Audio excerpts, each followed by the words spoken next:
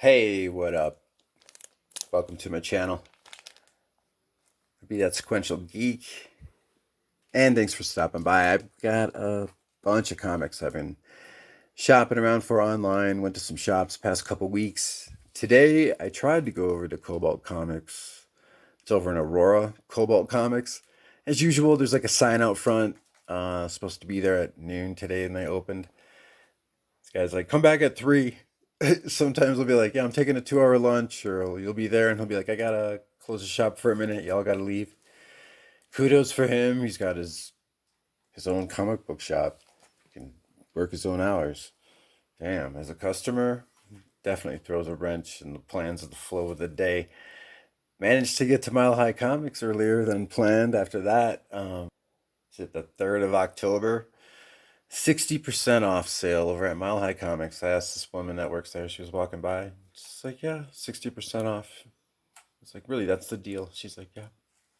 So 60% off over at Mile High Comics. And then after dealing with traffic, I figured that's it. Oh, I'm good. I don't want to spend the rest of this nice weather sitting in traffic, driving around, dealing with more BS like that. And, it's a good excuse not to go out and spend any more money as well. So this is what I got. I got some stuff online. Last week I was at 5280 Comics over in Littleton. Last month you got this reprint of the first 10 issues of Avengers, Marvel Masterworks. That's the direct market edition. There's a Cho cover for the non-direct market edition. So yeah, a reprint of the first 10 issues over at Golden Age Comics and Collectibles in Seattle at Pike Place Market. One of the levels there. One of the levels in that labyrinth of shops. I passed on buying Avengers #1. It's probably like a 5. Colors were faded. The spine and the corners looked good though, but yeah, $300 around 2001. I really didn't start buying stuff online or just checking out YouTube until 2016. So yeah, that was probably the first and last time I had a chance to buy a raw copy of the Avengers. That affordable. Sigh. So yeah, I am buying up Avengers #1 reprints. I saw this book, caught my eye. It's my favorite team. So yeah, if I got to go the superhero route, for me, it's the Avengers. Now, over at 5280 Comics, he still has a bunch of free comic book day comics. This is out of 2017. Sue Tay's Path. It's a 6-issue limited series that came out of Dark Horse Comics from James Cameron's Avatar. But this is the sampler story out of Free Comic Book Day 2017. And in 2015, I believe it was announced that Dark Horse had a 10-year deal with James Cameron's Avatar.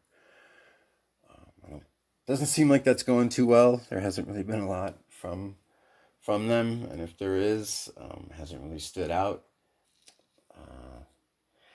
If anybody has any opinion on these James Cameron's Avatar comics, let me know. But I know that this Free Comic Book Day out of 2017 is their first appearance. 2 more copies.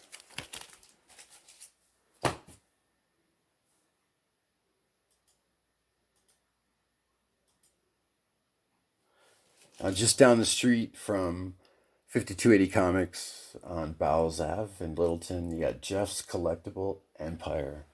They got a lot of newsstands over there. They got a lot of great deals on back issues. They're mainly like Lego and figures, statuettes, shitload of figures over at Jeff's Collectible Empire. So this is what I got over there. $10 VF copy of Longshot #4 newsstand. First appearance of She-Hulk and super hot fine booty shorts. Leg warmers and the whole She-Hulk workout hot mama get up by Art Adams. This is #4 in a 6-issue limited series. What year are we talking here? 1985, cover date December.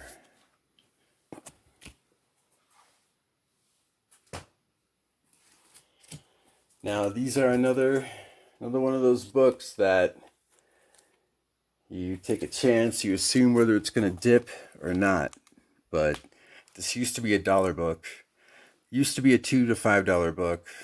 Now it's a VF $8 book. First appearance of Quentin Quire, Bloodshot number 6. First appearance of Ninjak, Bloodshot number 7. That is at least VF. I don't feel like taking it out of the bag and board and all that, but that is a really nice condition copy of the first appearance of Ninjak, aka Quentin Quire, with art by Don Perlin. And that's a Kevin Van Hook story. Oh yeah, cover date July 1993. Yet another Bloodshot copy of this. It's going to be another one of those books that you're going to hear how ubiquitous it always is, and then all of a sudden, bam. You know, is it going to dip? Is it going to go up to like 16, 20 and then dip that back down to 8? Hey, at least I'll break even, you know what I'm saying? Dip, dap, bap, dip, bap. All right. And one more book out of Jeff's Collectible Empire. Morbius, number 1 newsstand. Got a VF minus copy for $3. Part 3 of 6. The next part is Darkhold, issue number 1. We got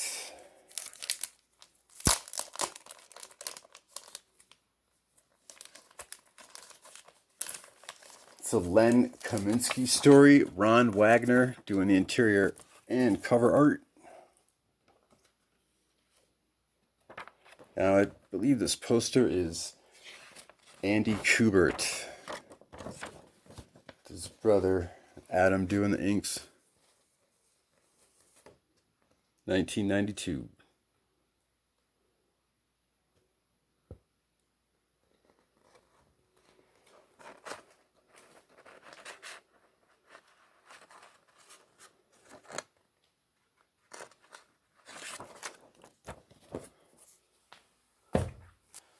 All right, these next buys I got off the eBays. Back to my Steve Ditko. A little bit of Jack Kirby action as well, of course. This is a slightly different cover than Amazing Fantasy 15. They said this is the colorized, unused cover. This is the first appearance and origin of Peter Parker, aka Spider-Man. It's Steve Ditko doing the interior arts on that. Spider-Man's origin. Machine Man number 18. Early appearance of Alpha Flight. Steve Ditko doing the interiors, and this is a Rich Buckler cover. Enter Sasquatch, North Star, and Aurora.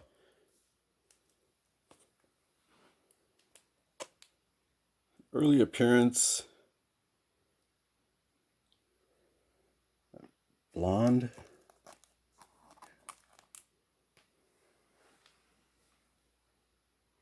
Machine Man number 18. Rich Buckler cover. Got that for $30. That Marvel Tales 137. Paid $22 for that. All these prices include shipping. This is labeled VF Near Mint out of 1980. Of course, we got Amazing Fantasy 15 reprint out of September 1962 original cover date. And that Marvel Tales 137 is out of cover date March 1982.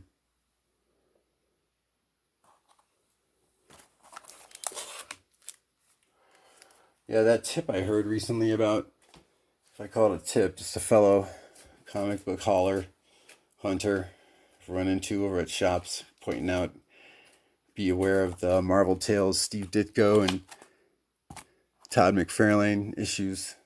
Prices are about to jump up.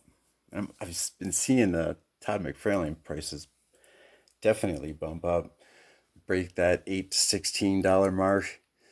Definitely in the early 20s, high teens as far as prices go for VF copy. I'm still seeing these Marvel Tales by Steve Ditko around the $5 to $8 range. Some $2 bin boxes, but they're not necessarily going to be in like a VF condition. So Check it out. Alright, so in my last vid over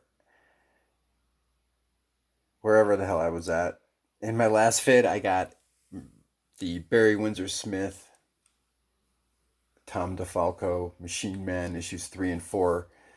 I already had issue 1 in newsstand, so now I've got this really nice VF copy of issue number 2. Including shipping, I bought this online for $24. Yeah, it is considered VF / near mint.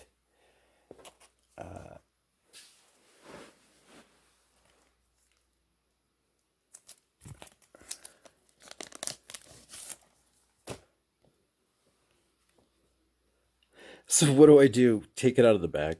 Take it out of the bag. Accidentally drop it. Okay.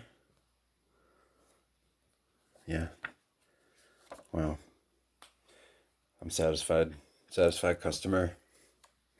Am I going to open this up? Show some of that Barry Windsor Smith goodness.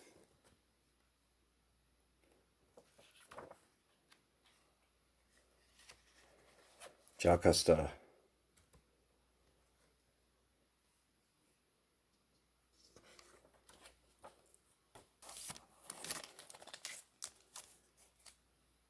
And that's all you're gonna get for that condition.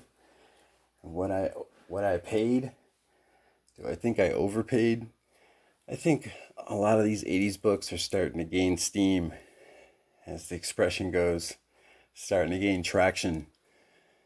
Once again, this was a $1 book, $5 book. Yeah, prices have been overinflated, but Machine Man's gonna drop. Machine Man's gonna hit. I'm thinking it might be Betty White. It should be Betty White. That's an option if you want to go woke. That's the closest that I'd ever go for, that I'd ever accept. Besides that, who should be Machine Man? I think it should just be some unknown person. I don't know. Who should be Machine Man? I mean, damn. With Machine Man, you could have anybody's face there and have the rest of the body be CGI, which at that point means Machine Man will just be the first totally 100% complete CGI character, which, you know, at that point, he'll be CGI Man. And I believe I'm quite prophetic in that point. Profound pronunciation of the word. For sure. So that advice was for free. Yeah, it was Tom DeFalco that finished off that original Machine Man run that was started by Jack Kirby. $30. Daredevil number 174. Newsstand. First appearance of the Hand. Oh yeah, that would be a precursor to TMNT's The Foot. It's true. In this issue, Matt loses his law office. I wonder if that was the first time he lost his law office due to some type of hand Kingpin backlash. Kingpin Security hires the Hand to take out Matt Murdock, but Elektra and Gladiator get in the way. When the Hand blows up his law office, Daredevil loses his radar sense due to the blast. It's kind of like when Spider-Man always occasionally would break his arm, right? Or have something that happens to fuck up his spider sense. Matt Murdock's always got to end up getting his office blown up every once in a while, and then around that same time he's got to lose his radar sense. Shit. Frank Miller. This is a Frank Miller run. Daredevil 174. Art and story by Frank Miller. $30. Holla. Daredevil number 179. Frank Miller cover. Klaus Janson doing the inks. Oh yeah. Frank Miller's story. So basically, Elektra's trying to ward off Ulrich off this story related to the Kingpin. And we also get a scene where Daredevil and Elektra duke it out right in front of Ulrich. Ulrich. Ulrich. What is up with that name? Ben Ulrich. Alright, so Frank Miller did the interior pencils on Daredevil issue 158. The cover was Dave Cockrum. Steve Ditko did the cover for Daredevil issue 162. I did not know that till now, just checking out Comix.org. He did the interior pencils as well. Steve Ditko did the pencils and inks for the cover and the interiors of Daredevil 162. Michael Fleischer story out of January 1980. Yeah, Frank Miller didn't start doing the writing as well as the cover and interior pencils until the first appearance of Elektra with Daredevil 168, cover date January 1981. Back in the day, for me, that was around January 2006.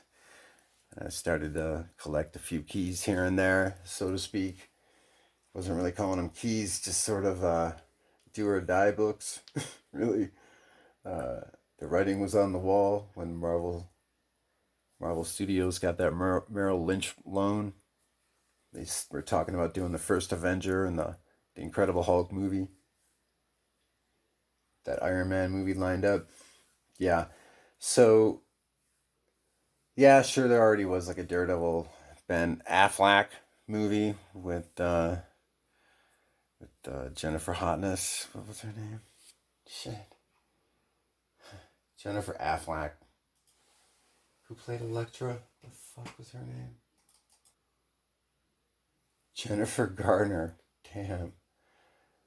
That silly little OCD gambit. That was just as bad as some SJW agenda. Jesus Christ.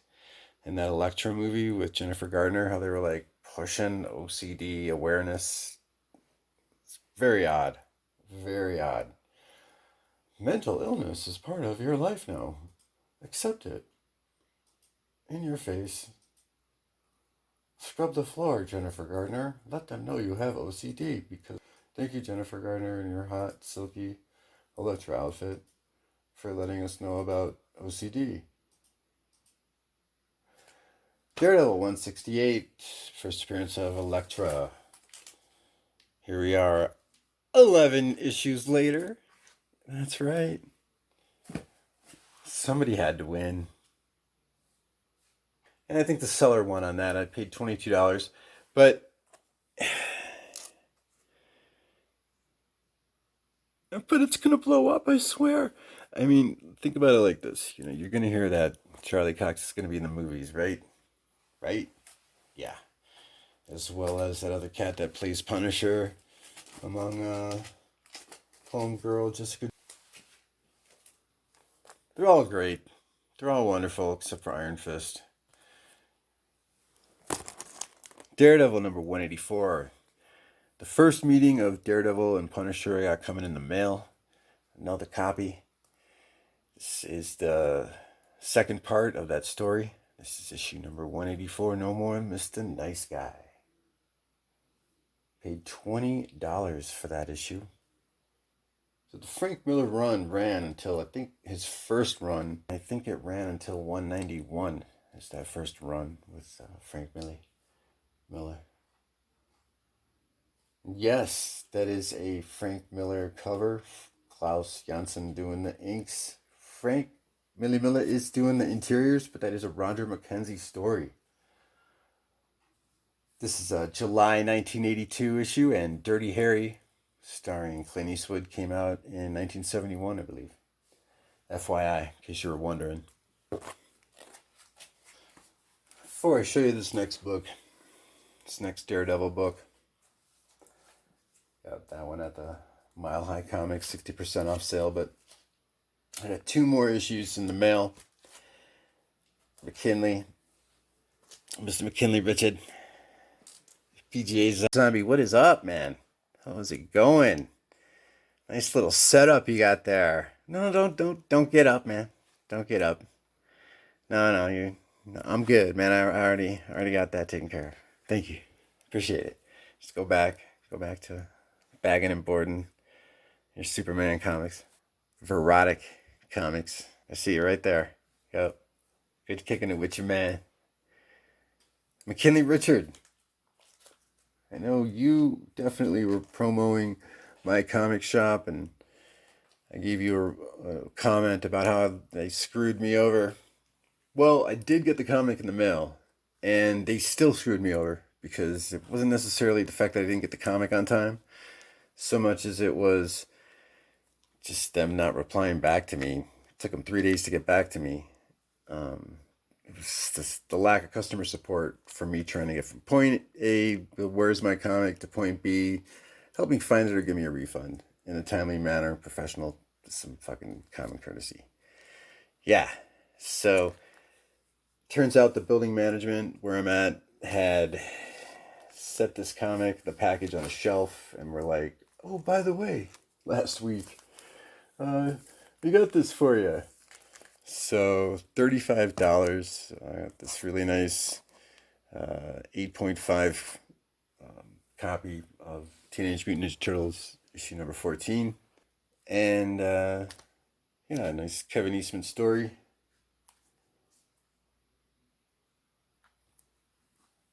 Here we have a Kevin Eastman and Eric Talbot story right there. Teenage Mutant Ninja Turtles issue number 17. So with that issue number 14, that pretty much solidifies my run from first printings of issue number 4, like that large magazine size issue, all the way up to issue number 18. And I really dig the cover for issue number 17, 18, 24 and 30. I think 30, 24 of the Rick Veitch covers. So I got doubles of them now, especially with this Eric Talbot cover. This is Teenage Mutant Ninja Turtles issue number 17. I got that for $14, actually. And that is out in November 1988. And the issue number 14 is February 1988.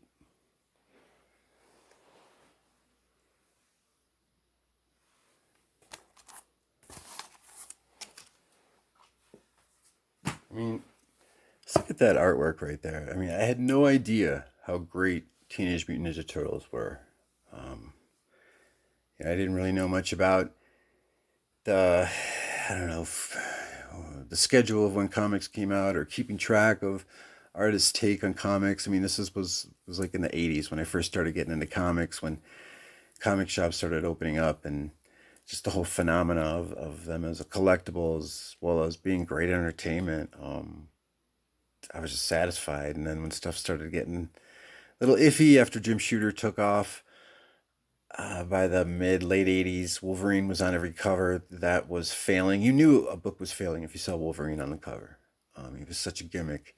The word mutant was thrown around so much, all of a sudden Cloak and Dagger were mutants. They're not mutants. They're not.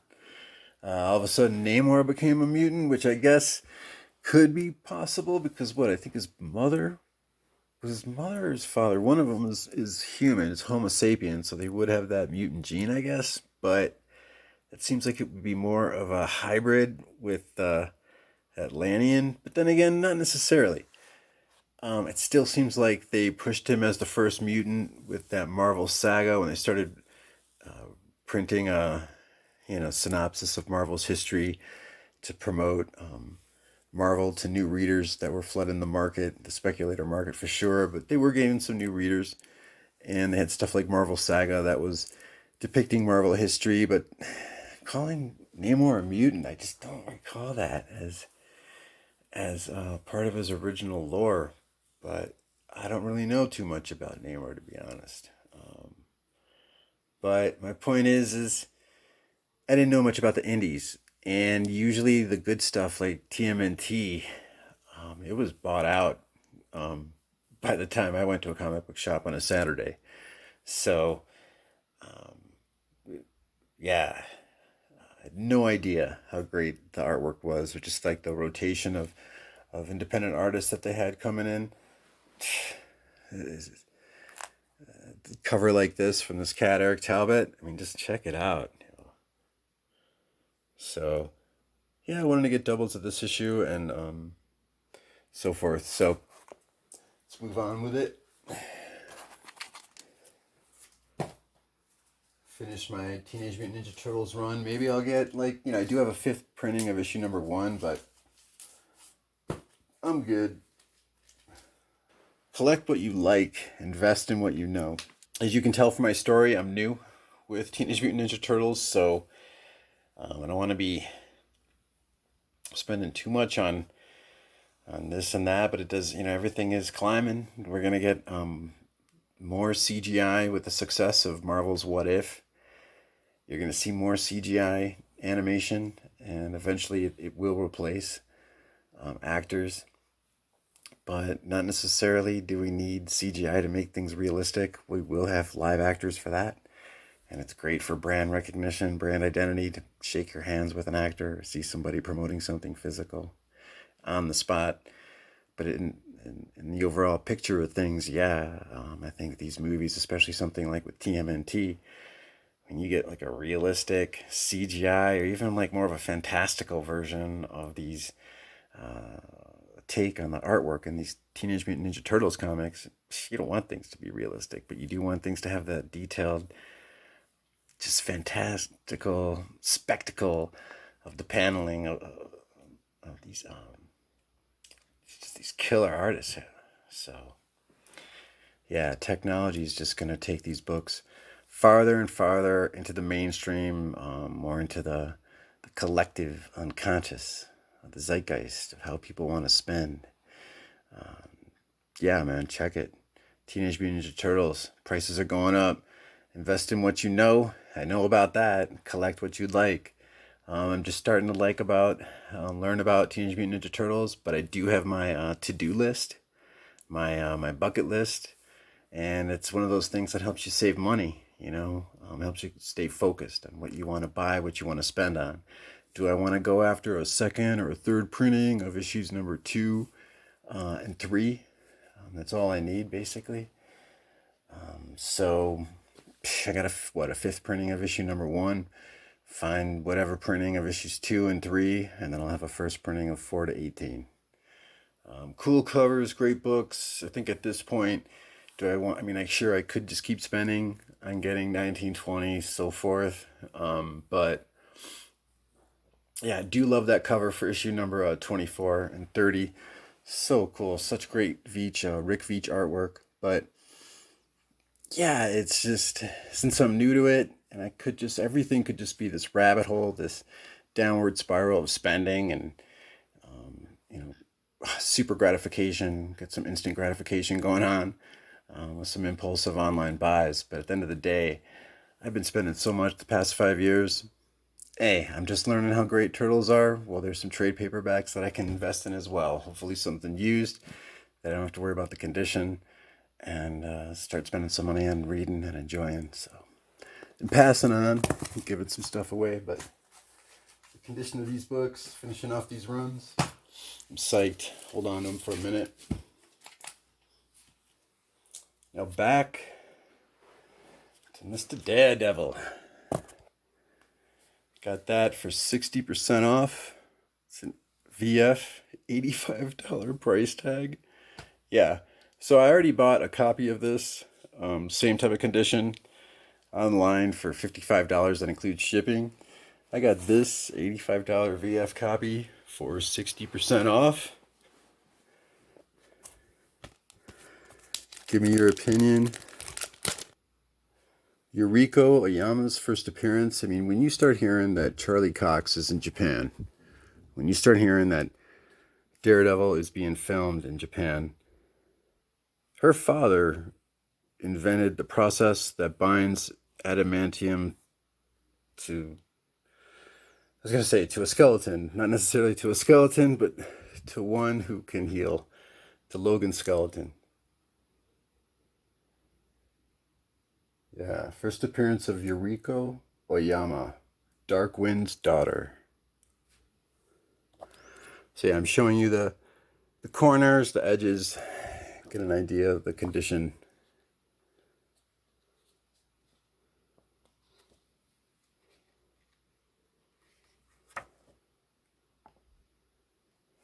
A little off-white, I'll admit.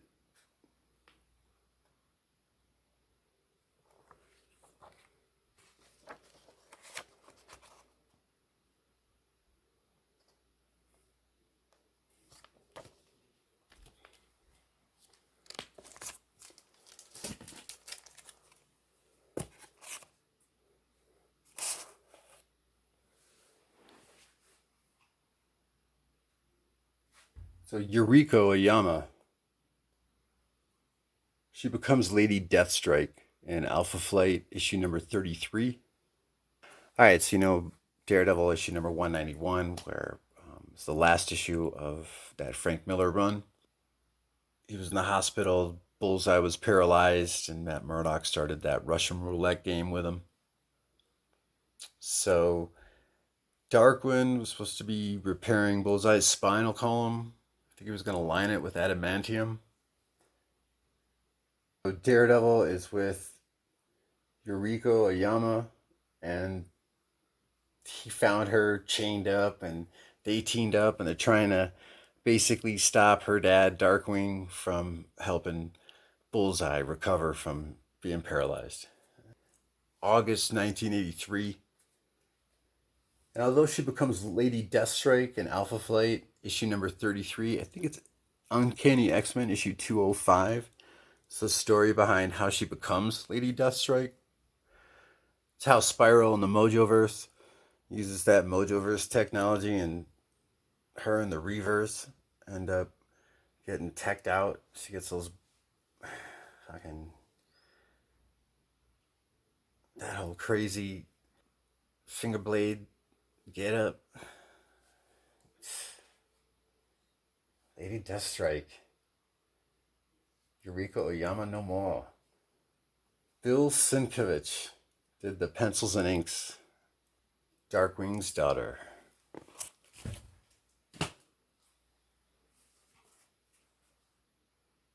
James Sturm, American sequential storyteller. This is the revival, a self-published one-shot. Takes place in 1801. 1996, the revival takes up the 1801 Christian Pilgrim mass gathering at Cane Ridge, Kentucky. Tells of a couple who hope to resurrect their recently deceased daughter. Through highly expressive drawings, Sturm conveys the pain of a child's loss, the couple's descent into religious fervor, and their subsequent disillusionment. His 2003 Unstable Molecules. Here it is out of the dollar bin over at Mile High Comics. This is a 4-issue limited series.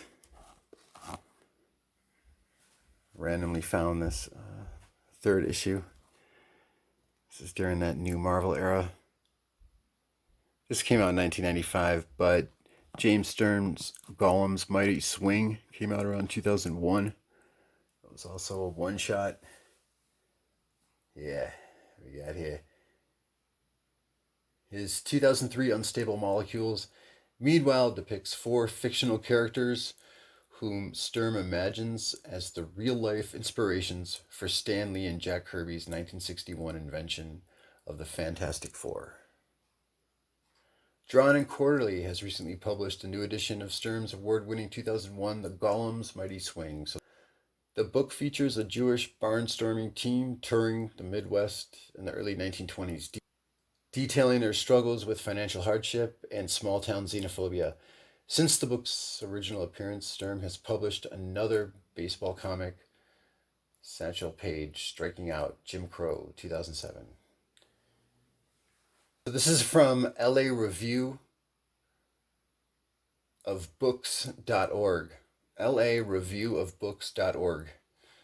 James Sturm, The Gollum's Mighty Swing, out of 2017. It's got a great interview with James Sturm. And he was saying how The Gollum's Mighty Swing, there really was no all-Jewish barnstorming teams in the 1920s, but he did base it off of some team called House of David. which was a Christian team. So his all-Jewish team was called Stars of David. So this book right here on the left, The Revival, you know, I had to get that because it's a self-published, super limited edition. James Sturm, I've heard him speak. Historical fiction, essentially.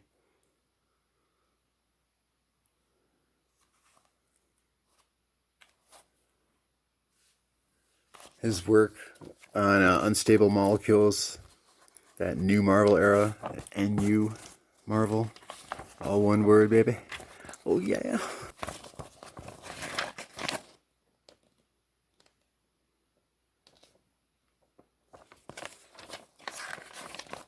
Yeah, I was getting into 8-Ball at the same time.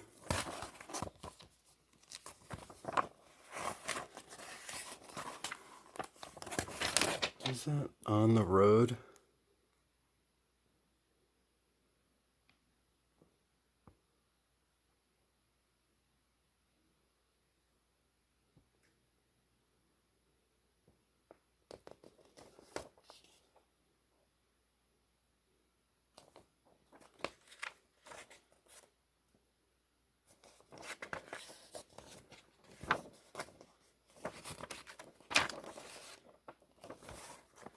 It's the last page of the story right there.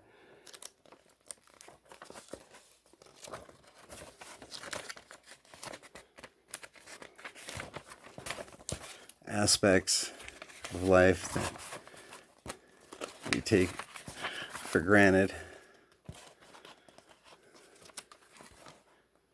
towards more character development.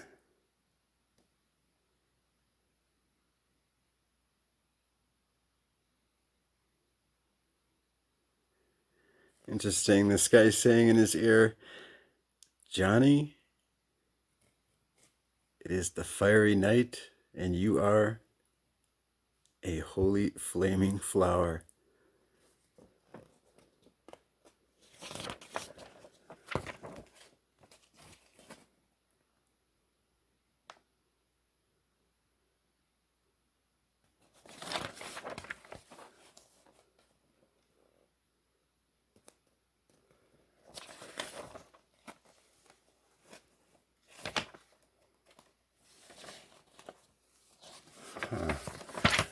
I'll have to do a review.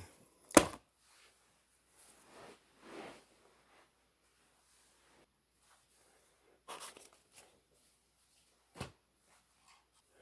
I got that for $4. Believe it or not. Mile High Comics. Yeah, I went down in their dollar bin. As you can see, I got this Unstable Molecules comic. Got a Brotherhood number 8. It's a 9-issue series. It was Howard Mackey, guy that did the Danny Ketch Ghost Rider. That writer. He's the writer for this 9-issue series. Like a terrorist cell of mutants. Called themselves the Brotherhood, but they were not related. They were not connected to Magneto's Brotherhood.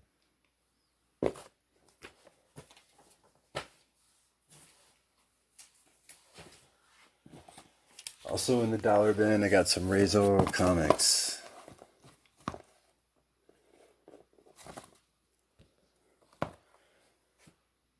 Everett Hartzell's creation. Did some crossovers with The Crow.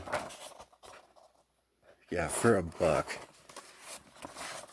It's visually very stunning. Adult content, for sure. Anything from sexually explicit to violence to drug addiction to just lewd, crude language. All I can say is check it out.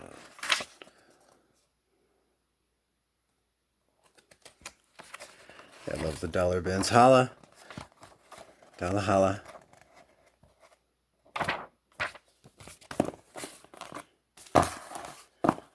So what is this? I don't know, issue 4. This is issue 35. issue 3. Looks like it says here out of 1995.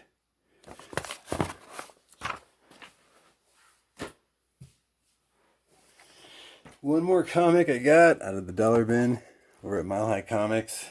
Check out this comic. This is second printing, Secret Wars issue number 1. Right. Issue 1, cover A, the last 2 there. Second printing, because it says it right there too, though, see.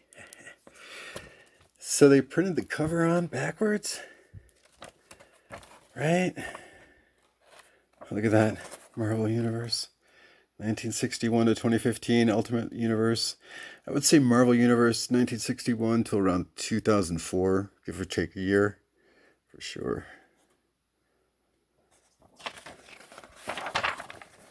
So what? How many of these are out there? Or am I like just blowing my mind right now because this is some sales gimmick, some, what do you want to call it? Neo, retro, ironic variant cover done by Marvel where they purposefully put it on backwards. At this point, it's like the thing to do. I mean, what is this actually like a misprint then? So the cover's on backwards. The story is in order. It's got the Inhumans promo at the end. Just the cover. Should be stapled there. $1. It's a little beat up, nothing oppressing. Wouldn't hurt. As they say, in the land of hope and dreams. Secret Wars, number 1 of 8, backwards cover. $1. So now, let's wrap up this haul. Thank y'all for watching.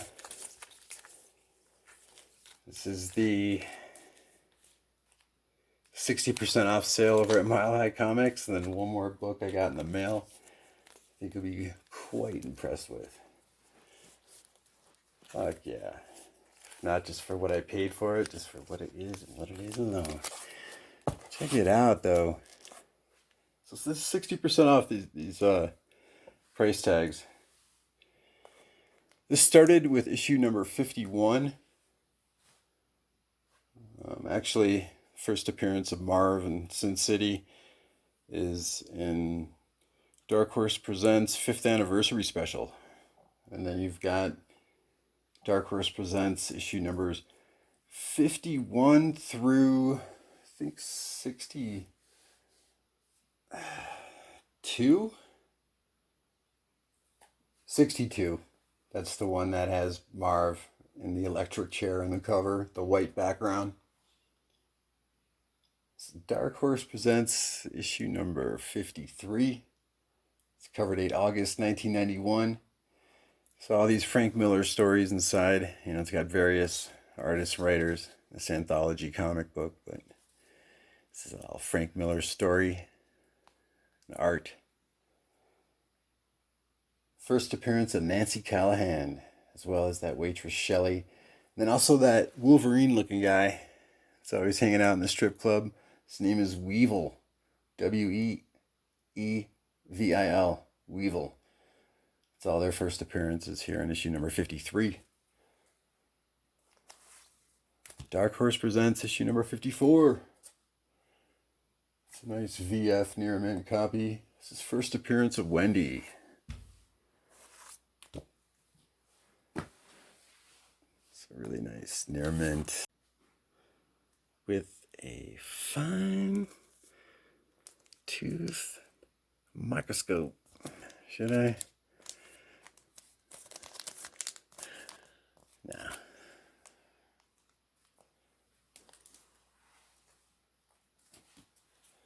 This one, you tell me.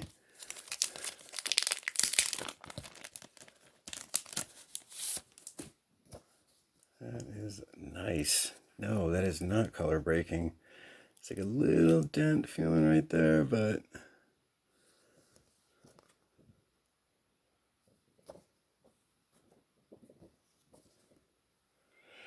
finding these Sin City Dark Horse Presents comics in VF Plus, VF, it's rare. Correct me if I'm wrong, but it is hard. Near mint. Dark Horse, issue number 56. 60% off.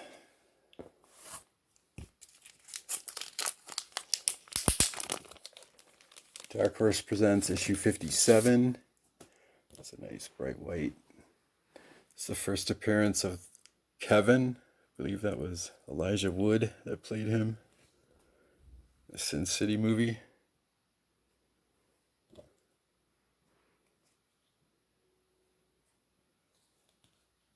Out of December 1991.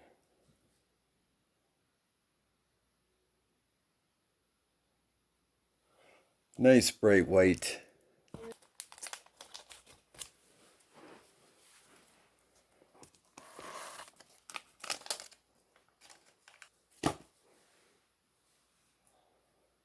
And there were some other copies of Dark Horse Presents Sin City issues, but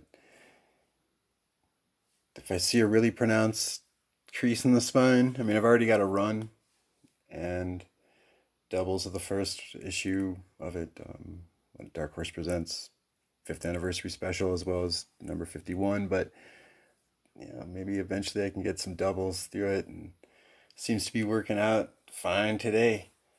I need just like 3 or 4 more, and I'll have doubles of that Sin City Dark Horse run.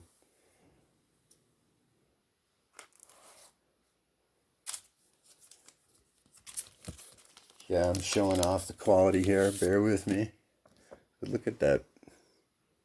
That is slick.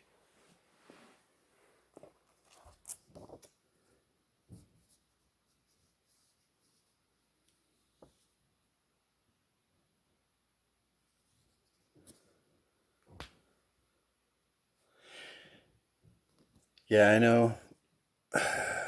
You want to see the interiors, but that's the beauty of the Dalahalas, or finding that reader copy. A reader copy, this is not.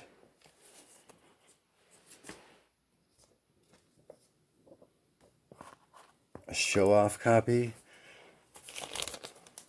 Dare I say, an investor copy. Yeah, I'm sorry, but these are definitely going from the $1 to $5 bins to the now and never prices. So yeah, it says Dark Horse Presents issues 51 to 62. It's that Frank Miller Sin City run, otherwise known as Basin City.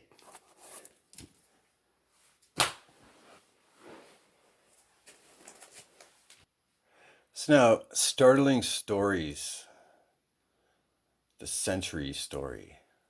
So you had that first story arc over at the end of New Marvel. I think by the time New Avengers came on the scene, that was not New Marvel. As far as that NU Marvel, that Renaissance era, that was more like, we want to set up cross branding recognition with our various Marvel comic readers. So if you're a Spider-Man fan but you don't read X-Men, but if you're an X-Men fan but you don't read Spider-Man, well, too bad. You got it.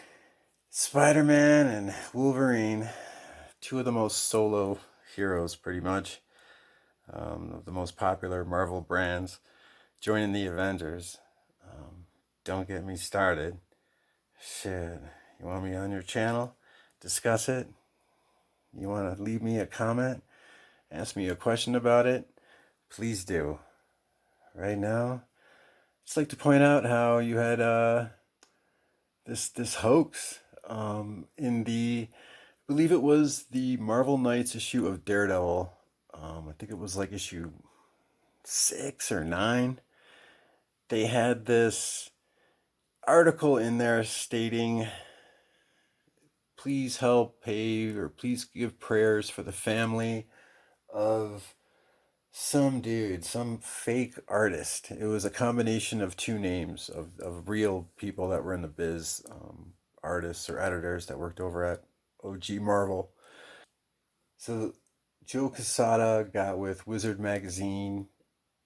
Joe Quesada was running Marvel Knights, and they were brewing up this story that Paul Jenkins had created. This what if we made up this hero and we made it seem like this fictional artist had worked with Stan Lee, and they got Stan Lee in on it. Stan Lee gave a quote to Wizard Magazine saying, well, I don't remember doing a Sentry story, but then again, I've worked on so many, prototypes, so many brainstorming ideas. If you show me the work, it kind of does sound familiar. So then they made this whole gambit up about how the Sentry was one of the first superheroes that Stan Lee created, but for some reason the stories didn't get published, or they didn't get published. They just got forgotten. He got put to the side. So that is just, it was a great little marketing campaign that they built up. They didn't just put something in your face. They didn't just suddenly say, hey, we got this xenophobic, schizophrenic, mental health issue superhero, Robbie Reynolds. The history with Robbie Reynolds is so convoluted. So eventually you had this Century 4-issue limited series, and then they showed how he was being remembered, I guess, by the other heroes who, I think thanks to Reed Richards, because of the void was contained within the Sentry. They were one in itself. So the void was this like unstoppable evil force, and so Reed Richards decides to put him under, but then I thought it was Mastermind that had put him under. Or was it Mastermind working with Reed Richards?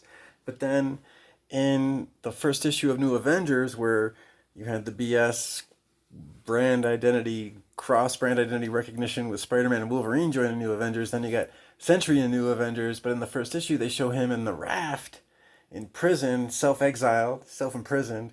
He thought he killed his wife inadvertently.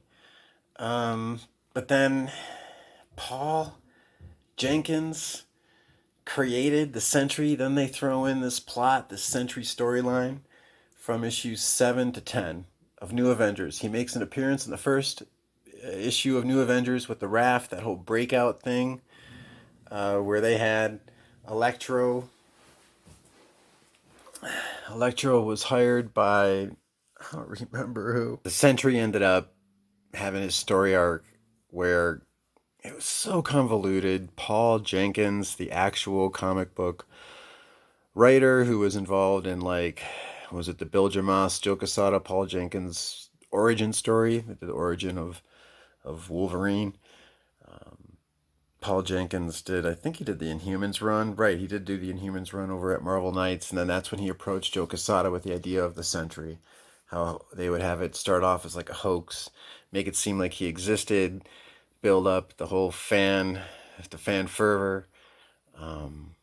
Strange Brain Parts, when they did their recent, that YouTube channel, when they did their recent documentary on the Ultimate Universe, they had this quote where Bill Jamas was comparing fans to whores and sluts. And my God, the conversations that those guys must have had behind the scenes talking about creating the Sentry and using that fan hype machine that people can build up. You see with all those top 10 lists up on YouTube, for example. Shit, this is all pre-YouTube. Talk about word of mouth, pre-social media. The Sentry was a great example of it, of how successful it was. So this was the final chapter in that story, and it was so weird. It was so convoluted. It was fun to read because it was Steve McNiven artwork. It was something new, but it was kind of like that television show Lost or Heroes. It was one of these things where they just kept throwing you clues throwing you new things, new scenarios, new people constantly being pushed in. It was great. It was intriguing, but it led nowhere. It got nowhere, or it led to something so convoluted that you're just like, what the fuck? Like, what? So now Paul Jenkins, the writer, created the Sentry, made him up, I guess, in that story. Made up Rob Reynolds. Rob Reynolds made up his wife. His wife didn't exist, or his wife didn't die, or he thought he killed his wife. And that's why he imprisoned himself on the raft. And then Emma Frost had to go into his head and help him actualize, identify with how he was tricked by the mastermind and Reed Richards, I guess. Somebody tricked him to forget who he was and had the whole world forget who he was, which coincides with the whole hoax that Joe Quesada, Bill Jamas, and Paul Jenkins created in the first place when they made up the Sentry. So it's just one constant, convoluted mind fuck, which is what the Sentry is all about, I guess, with this whole mental illness, schizophrenia, xenophobia, whatnot. I have no idea. So this is pretty much, I think, a fitting B cover. This is the B cover for issue 10. Startling stories. Yeah. Trapped in his own mayhem. It sounds like it could be a downer, but the way that they pull it off, it just they get away with so much bullshit with the Sentry. It's fun. The Sentry's fun. And I think one of the reasons that he's fun is if everything else can stay grounded in some type of whatever fucking superhero way, then yeah, sure, that makes the Sentry unique. But if you're gonna turn everything else upside down and keep changing everything else, notice how the Sentry isn't around much these days, huh?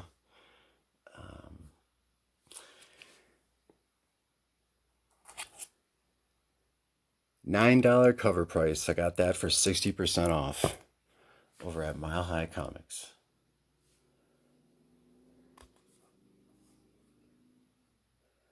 I'm not just a comic book character, I'm alive. Oh, yeah, he said it.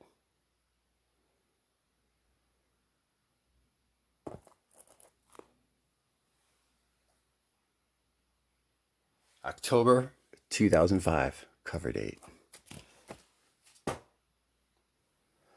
All right, this last piece. That's right, this last piece. August 1993, cover date. Howard Mackey's story. Howard Mackey's the co-creator of the Danny Ketch ghostwriter. Interior art, Ron Garney. But this cover, for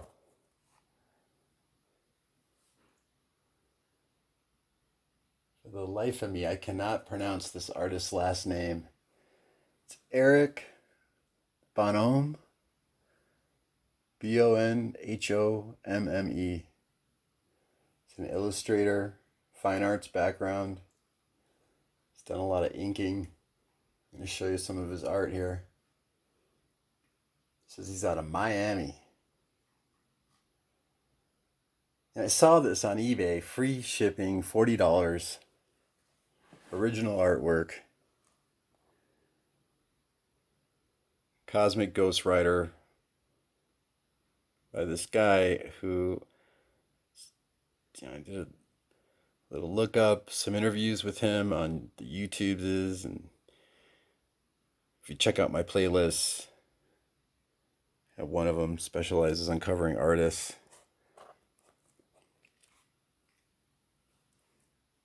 His YouTube channel, I'm pretty sure it's his YouTube channel, unless it's somebody that's using his name.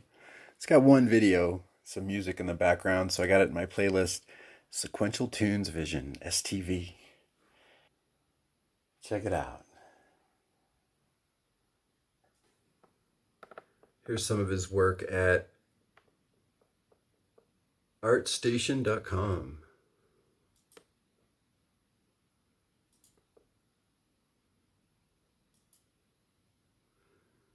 Kind of reminds me of Jim Mahfood.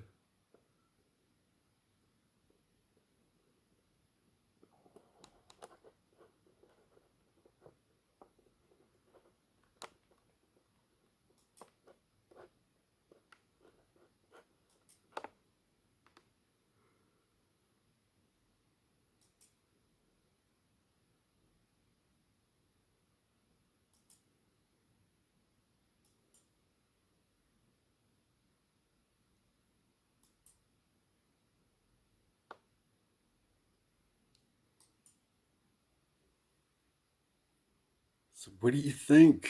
Would you pay $40 for that? It's out of 2019. Eric Bonhomme. Original art. Cosmic Ghost Rider. Got a whole bunch of personal shit you gotta deal with. Possibly moving back to Michigan in the next couple months. Most likely by the end of November. Might be making a little bit of a hiatus off the YouTubes. Oh yeah. Taking a little bit of a break. See how that goes. Got some more Daredevil Frank Miller comics coming in. A few other items I bought off the internets, off the eBayses. To line those up for another comic book haul vid and take it from there. Looking forward to sort of unplugging.